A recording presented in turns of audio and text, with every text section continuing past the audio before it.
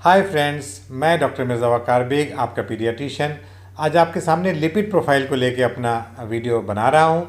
दोस्तों, 4 मार्च को हर साल वर्ल्ड ओबेसिटी डे मनाया जाता है और इस डे को मनाने का जो मकसद होता है वो ये है कि हम लोग लोगों में अवेयरनेस चलाएं कि ओबेसिटी एक तरह की बीमारी है, बहुत बड़ी बीमारी है और इनफैक्ट मैं समझता हूँ कि सारी बीमारियों की जड़ जो है ये ओबेसिटी है।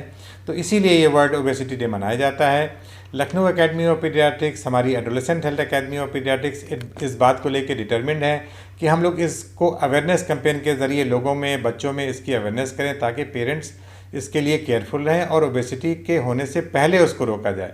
एक बार ओबेसिटी हो जाती है तो उसको रिवर्स करना बहुत मुश्किल हो जाता है।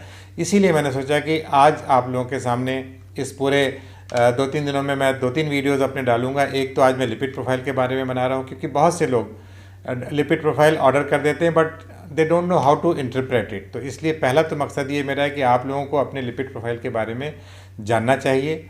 दूसरी बात यह है कि हम कौन सा तेल खा सकते हैं, कौन सा घी खा सकते हैं, व्हाट आर ट्रांस फैट्स, इसके ऊपर मैं एक दूसरा अपना वीडियो बनाऊंगा। बीएमआई के ऊपर मैं अपना एक पूरा वीडियो बना चुका हूँ। बॉडी मास इंडेक्स जो कि हमारा एक तरह का इंडिकेटर है कि भाई आप ओबेसिटी में आ रहे हैं, आप नॉर्मल वेट में जा रहे हैं या आप अंडर वेट में जा रहे हैं। तो बीएमआई वाला वीडियो आप मेरा देख सकते हैं, मैंने लास्ट ईयर वर्ल्ड ओबेसिटी पे बनाया था। बीएमआई का मतलब होता है बॉडी मास इंडेक्स, और अगर ये 25 से ऊपर है तो आप ओबेसिटी की कैटेगरी में आते हैं। तो इसके आजकल आप सारे आपके मोबाइल ऐप अगर आप जाएंगे तो गूगल सर्च में डालेंगे तो बीएमआई कैलकुलेटर ऐप होती है, उसमें आप अपना हाइट और वेट डालेंगे तो वो आपको आपका बीएमआई कैलकुलेट करके बता देगा। आपको बता भी देगा कि आप ग्रीन जोन में हैं कि ऑरेंज जोन में हैं कि रेड जोन में हैं। तो बीएमआई अपना चेक कीजिए आज ही अपना, और देखिए अगर आप ओबेसिटी के जोन में आ रहे हैं तो आप अपना लिपिड प्रोफाइल कराएंगे और लिपिड प्रोफाइल को आप कैसे इंटरप्रेट करेंगे इसके बारे में आज हम लोग डिस्कस करने जा रहे हैं। दोस्तों, लिपिड प्रोफाइल में मेनली अगर हम देखें तो हम लोगों को 4 चीज़ों पे हम लोग कंसंट्रेट करते हैं। एक तो हमारा कोलेस्ट्रॉल, एक होता है ट्राइग्लिसराइड्स, उसके बाद उसमें वीएलडीएल, एलडीएल और एचडीएल। तो अब समझते हैं कि कोलेस्ट्रॉल हमारे जो एक तरह से कहा जाता है कि कोलेस्ट्रॉल जो है वो बहुत ख़तरनाक चीज़ है, उससे हमें कोलेस्ट्रॉल से बचना चाहिए। तो यहाँ दोस्तों मैं बता दूंगा कि कोलेस्ट्रॉल हमारी बॉडी के लिए बहुत ही ज़रूरी चीज़ है। हमारी बॉडी में कोलेस्ट्रॉल होता है वो लीवर में इसका फॉर्मेशन होता है और ये फैट से बेसिकली ड्राइव होता है, बट हमारे बॉडी के कई फंक्शंस कोलेस्ट्रॉल और ट्राइग्लिसराइड्स पे डिपेंड होते हैं। तो कोलेस्ट्रॉल और ट्राइग्लिसराइड बेसिकली लीवर में फॉर्मेशन इनका होता है और ये जाके इनका रोल होता है कि क्योंकि ये वाटर सॉल्युबल नहीं होते हैं, ये फैट सॉल्युबल होते हैं, तो इसको बॉडी में डिफरेंट पार्ट्स में जाने के लिए लाइपोप्रोटीन्स की ज़रूरत पड़ती है। तो अब लाइपोप्रोटीन जैसा कि मैंने बताया कि 2 तरह की नहीं बल्कि 7 तरह की होती हैं, जिसमें मेनली हम 2 पे कंसंट्रेट कर रहे हैं, हाई डेंसिटी लाइपोप्रोटीन और लो डेंसिटी लाइपोप्रोटीन, जिसको एचडीएल, इसको हम लोग गुड कोलेस्ट्रॉल बोलते हैं या गुड फैट बोलते हैं। इसी तरह लो डेंसिटी लाइपोप्रोटीन जो होती है वो बैड कोलेस्ट्रॉल या बैड फैट कहलाती है। अब ये समझते हैं कि एलडीएल क्या चीज़ है। बेसिकली जैसे मैंने बताया कि लाइपोप्रोटीन का काम ये है कि हमारे फैट्स को, ट्राइग्लिसराइड्स को लेके बॉडी के डिफरेंट पार्ट तक पहुंचाती है, और जब ये क्योंकि बहुत लो डेंसिटी होती है तो ये डिफरेंट पार्ट्स में जाके जमा होने लगती है। जब ये हमारे हार्ट की जो कोरोनरी आर्टरीज होती है जब उसमें जाके जमने लगती है तो धीरे धीरे ये प्लाक फॉर्मेशन करती है, और अगर प्लाक ज़्यादा बड़ा हो जाता है, 70 to 80% ब्लॉकेज होने लगता है, तो फिर इंसान को हार्ट अटैक या उसके दिल की दौरा पड़ने की प्रॉब्लम आ जाती है।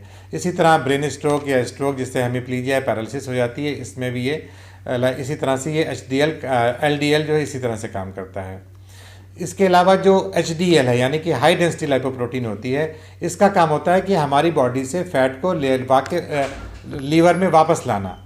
तो ये बेसिकली हमारे जो बैड फैट है या एलडीएल जो डिपॉजिट हो रहे होते हैं, जो हमारे प्लाक फॉर्मेशन होता है, इसको ये रिवर्स करने का काम करता है एचडीएल, इसीलिए इसको गुड कोलेस्ट्रॉल कहा जाता है। अब जाहिर सी बात है हमारी बॉडी में अगर एचडीएल ज़्यादा होगा तो ये रिवर्सल प्रोसेस को तेज़ करेगा और हमारे प्लाक फॉर्मेशन को रोकेगा और नहीं होने देगा। अगर हमारी बॉडी में एलडीएल ज़्यादा होगा तो ज़ाहिर बात है प्लाक फॉर्मेशन ज़्यादा होगा और ये हमारे हार्ट के लिए, मसल्स के लिए, हमारे ब्रेन के लिए ये नुकसानदेह साबित होगा। तो एक कंसेप्ट आप ये डाल लीजिए कि एलडीएल और एचडीएल का लेवल आपको देखना है। एलडीएल आपकी बॉडी में 100 से कम होना चाहिए और एचडीएल आपका 40 से 45 से 45 से ऊपर होना चाहिए। तो ये आपके लिपिड प्रोफाइल में 2 जो चीज़ें आती हैं ये आपको देखना बहुत ज़रूरी है।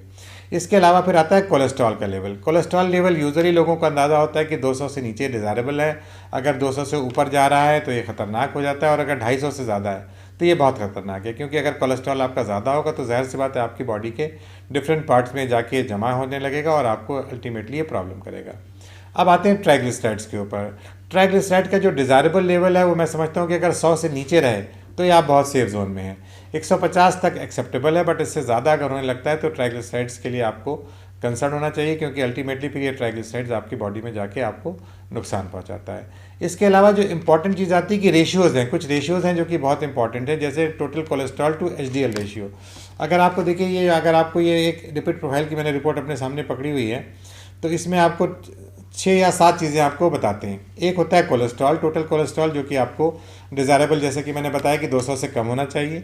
फिर आपको सीरम ट्राइग्लिसराइड्स बताते हैं जो कि डिज़ायरेबल है कि 150 से कम होना चाहिए, बट आपकी कोशिश रहे कि आप इसको ट्राइग्लिसराइड को 100 से नीचे रखें। फिर आता है कि एलडीएल कोलेस्ट्रॉल, यानी कि ये आपका लो डेंसिटी लाइपोप्रोटीन, जो कि मैंने बताया कि ये आपका बैड कोलेस्ट्रॉल है। इसको आपको डिज़ायरेबल है 100 से कम रखना चाहिए। अगर ये 100 से ज़्यादा है तो ज़ाहिर बात है बैड कोलेस्ट्रॉल आपके बॉडी में एरिथ्रोस्क्लेरोसिस या प्लाक फॉर्मेशन में इसको आपको मदद करेगा। तो एलडीएल बेसिकली आपको चेक करना है कि एलडीएल आपका 100 से बढ़ना नहीं चाहिए।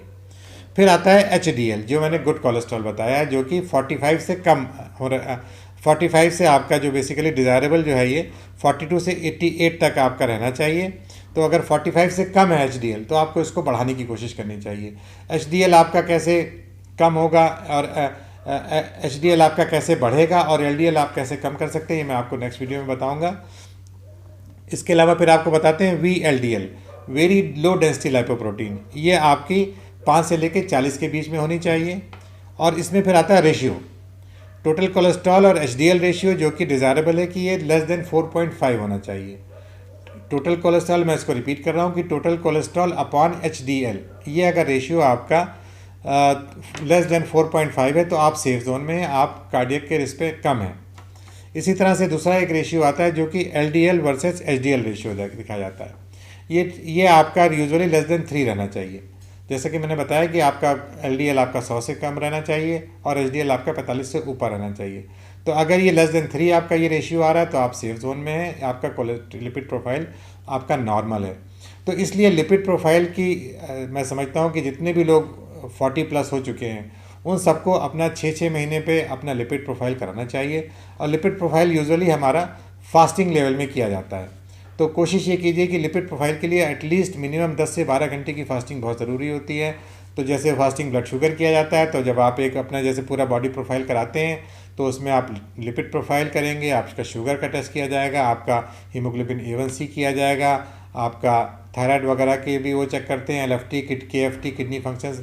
तो मैं समझता हूँ कि हर इंसान को जो भी 40 साल से ऊपर हो चुका है उसको अपना एक रूटीन बॉडी चेकअप 6 महीने पर कराते रहना चाहिए।